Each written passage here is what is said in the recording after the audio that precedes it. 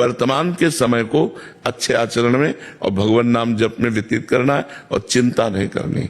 देखो, कोई ऐसा मनुष्य शरीरधारी नहीं है जिसको संघर्ष ना करना पड़े। क्यों? आप बताओ, कोई ऐसा है जिसको संघर्ष जीवन में ना करना पड़ा हो, जिसको विपत्ति या दुख या छल कपट या धोखा ये सब ना देखने पड़े हो? ये संसार का स्वरूप है।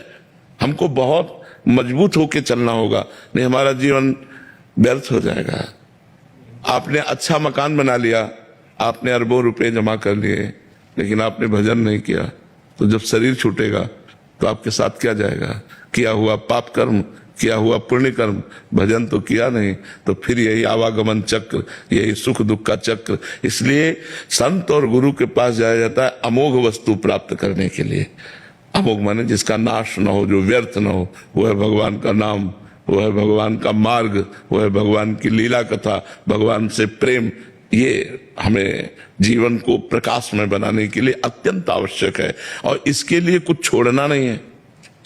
मतलब जैसे लोगों के दिमाग में रहता है कि हम घर द्वार छोड़ दें, हम इस बात से आपको बिल्कुल, हम खुद छोड़े हुए हैं, बचपन से छोड़े हुए हैं, तो अनुभव की बात कह रहे हैं।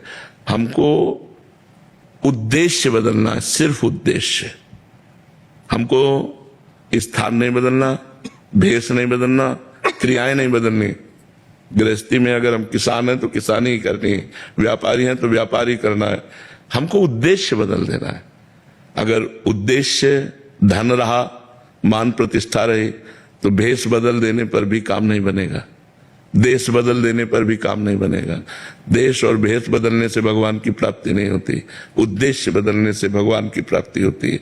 अगर तो हम नाम जप करें और जो कर्म करें वो अच्छा कर्म करें। ये तुम्हें पता है बुरा कर्म क्या है? बुरा कर्म त्याग कर दें और अच्छा कर्म करें, तो इसी जन्म में हमें आनंद की प्राप्ति हो जाएगी, जिसे आनंद कहते हैं। रुपए में आनंद नहीं है, मकान में आनंद नहीं है, एसी रूम में बैठा हुआ है, निगेटिव चिंतन जल रहा है, पंखा भी नहीं है, लेकिन पॉजिटिव चिंतन है, मस्त है। चिंतन पॉजिटिव है, वो मस्त है। तो चिंतन पॉजिटिव कहां से आएगा? बिना अध्यात्म के पॉजिटिव चिंतन थोड़ी होता है, निगेटिव। अध्यात्म इतना बलवान है कि सामने वाला मार रहा है और हम उसका मंगल बना रहे हैं।